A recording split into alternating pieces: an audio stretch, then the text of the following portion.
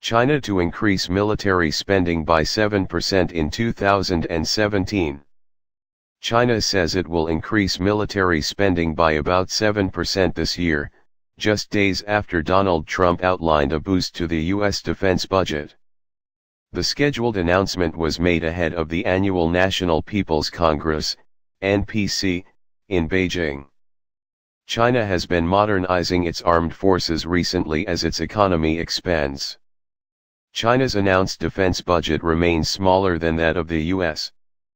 But many China observers argue the real figure could be much higher.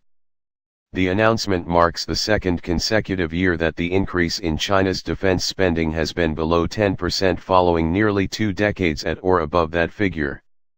It means that total spending will account for about 1.3% of the country's projected GDP in 2017, the same level as in recent years, said government spokeswoman Fu Ying.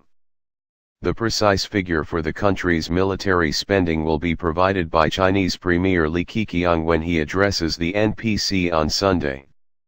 Earlier this week, U.S. President Donald Trump said he was seeking to boost defense spending by 10% in his proposed budget for 2018.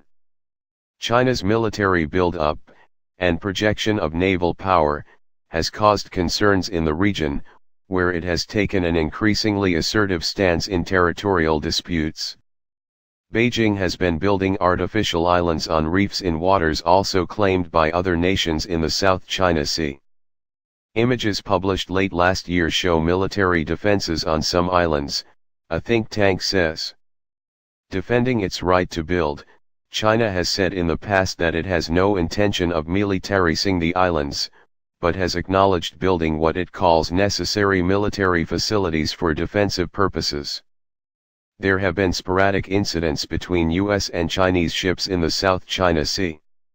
Late last year, a Chinese ship seized a U.S. Navy underwater drone off the Philippines, but later agreed to return it. Chinese ships have also been involved in clashes and standoffs with ships from Vietnam and the Philippines. Japan signed off a record defense budget last December in the face of territorial disputes with China in the East China Sea and North Korea's nuclear and missile threats. In Beijing, Ms. Fu said on Saturday that China advocated dialogue for peaceful resolutions, while at the same time, we need to possess the ability to defend our sovereignty and interests.